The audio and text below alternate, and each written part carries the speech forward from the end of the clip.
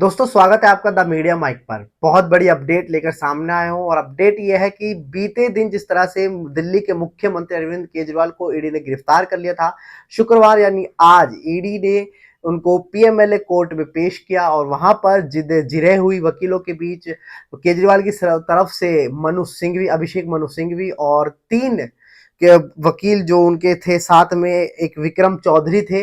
इन तीन वकीलों ने जिरह करी और तरफ से थे वो राजू थे। आपको बता दें कि पीएमएलए कोर्ट ने केजरीवाल को 28 तारीख तक, 28 मार्च तक यानी कि 6 दिन की रिमांड पर भेज दिया है। ईडी ने केजरीवाल के रिमांड के लिए 10 दिन का वक्त मांगा था।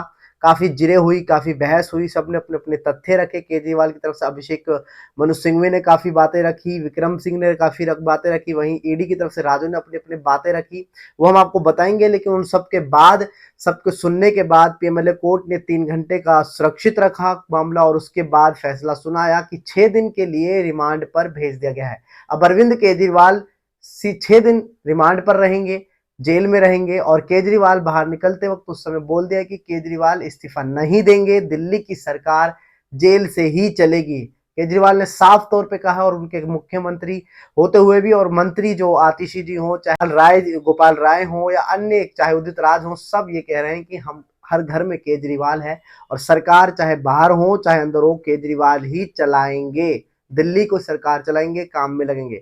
लेकिन बड़ी बात है, आज मैं बता दूं क्या क्या जिरे हुई। आपको बता दें कि ईडी की तरफ से एडिशनल सॉलिसिटर जनरल जो थे वो राजू थे। उन्होंने कहा कि शराब नीति को बनाने में केजरीवाल, सिसोदिया और संजय सिंह सीधे तौर पर शामिल थे। वहीं दूसरी बड़ी बात कही उन्होंने, केजरीवाल से मनी ट्रेल की रिकवरी करनी है, यह रिमांड देने के लिए फिट केस है।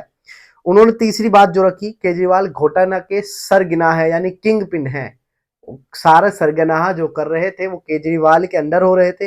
रिश्वत लेने के लिए कुछ खास लोगों का फायदा पहुंचाया, केजरीवाल ने रिश्वत लेने के लिए कुछ खास लोगों को फायदा पहुंचाया। वहीं उन्होंने आगे कहा कि चैट, हमें सबूत के तौर पर चैट मिले हैं, इससे पुष्टि होती है कि हवाला के जरिए गोवा में 45 करोड़ रुपए ट्रांसफर किए गए और कई लोगों को भारी नकद राशि सौंपी गई। आपको बता दें कि उन्होंने साफ तौर पे कहा था कि जो पैसा लिया गया वो गोवा के विधानसभा चुनाव में यूज किया गया, लगभग 45 करोड़ रुपए। आपको बता दें कि सरकारी गवाह के बारे में बात करूं, सरकारी गवाह जो है उन्होंने बयान खारिज नहीं किया जा सकता है।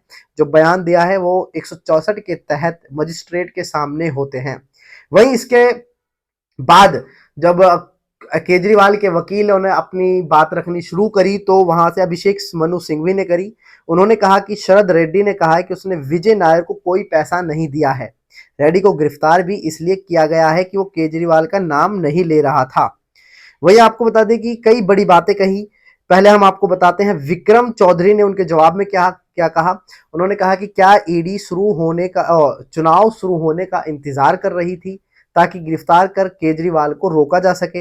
वहीं दूसरी उन्होंने रिमांड की बात पे कही कि शुरुआती लाइन में ही ईडी का छल और गलत बयानी दिखती है, इसमें केजरीवाल को आप या प्रमुख या मुख्यमंत्री के रूप में नहीं बुलाया जा रहा है।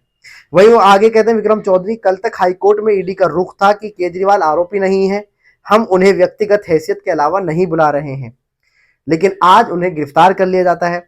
और आगे वो कहते हैं कि मुझे लगता था कि ईडी जांच करता है, लेकिन यहाँ ईडी अब जज, जूरी और जल्लाद बन गया है। अब कोई सबूत नहीं मिले हैं, अब तक इन पे कोई सबूत नहीं मिले हैं, वही गिनो चुनी गाथा गाई जा रहे हैं, 3-4 आदमियों के इधर उधर घूम रहे हैं। अभिषेक मनु सिंघवी ने कई बड़ी बातें कही। अभिषेक मनु सिंघवी ने कोर्ट के सामने जब आए तो उन्होंने कहा कि केजरीवाल देश के पहले इतिहास में ऐसे मुख्यमंत्री हैं जिनको गिरफ्तार कर लिया गया। चुनाव नजदीक है, एक पार्टी के सभी नेताओं को, बड़े बड़े जो नेता हैं उनको जेल में बंद कर दिया, चाहे मनीष सिसोदिया हो, चाहे संजय सिंह हो, चाहे केजरीवाल हो, सत्येंद्र जैन हो। इस तरह से चुनाव नजदीक होते हुए लोकतंत्र की जो संरचना है उस पर काफी इफेक्ट पड़ेगा, लोगों पर गलत प्रभाव जाएगा, गलत तरीके से इसको देखा जाएगा। उन्होंने ये भी कहा। उन्होंने आगे कहा कि केजरीवाल के खिलाफ कोई सबूत नहीं है, लगभग 80% लोगों ने उनको सीधे तौर पर कुछ नहीं कहा है, 50% लोगों ने ही सिर्फ इधर उधर से कहा है और कह रहे कि ईडी फालतू की बात करती है, हर किसी एक में 3 से 4 लोगों को इर्द गिर्द घूमती है और उन्हीं का हवाला देती है और गिरफ्तार कर लेती है। मनु सिंह यही नहीं रुके, उन्होंने कहा कि ईडी को गिरफ्तार करने का हक है, लेकिन संवैधानिक शक्ति है, लेकिन उसका शक्ति का गलत उपयोग नहीं किया जाना चाहिए। इसका मतलब ये नहीं कि आप कभी भी किसी को भी गिरफ्तार कर लिया जाए। काफी लंबी लंबी बातें हुई, काफी बड़ी बातें करी उन्होंने चुनाव आयोग के लिए भी। उसके बाद बता दें कि विपक्ष के तमाम नेता चुनाव आयोग भी गए इसको लेकर, इस मुद्दे को लेकर। चुनाव आयोग से उन्होंने अपील भी करी कि चुनाव को देखते हुए सब हो रहा है। उन्होंने ईडी पर भी काफी सवाल उठाए, ईडी पर भी सवाल उठाए कि चुनाव को देखते हुए सब होता जा रहा है। एक प्रमुख है, उन्होंने चुनाव कोर्ट के सामने कहा कि ये संयोजक भी है, मुख्यमंत्री भी हैं। इस तरह से सारे बड़े नेताओं को जेल में डालना ये कुछ ही और दिखाता है, चुनावी मुद्दा बनता है। आपको बता दें कि लेकिन इन सब को सुनने के बाद केजरीवाल के जो वकीलों ने जितना भी कुछ कहा, अपनी अपनी बातें रखी, 3 घंटे तक कोर्ट ने फैसला नहीं लिया, सुरक्षित रख लिया। उसके बाद आखिरकार फैसला सुना दिया गया और फैसले में ये सुनाया कि 28 मार्च तक यानी 6 दिन की रिमांड कोर्ट ने, पीएमएलए कोर्ट ने केजरीवाल के लिए दे दी है।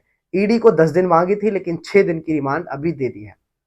फिलहाल इस खबर में इतना ही। बाकी तमाम ऐसी खबरें देखने के लिए हमारे साथ बने रहें और देखते रहें द मीडिया माइक।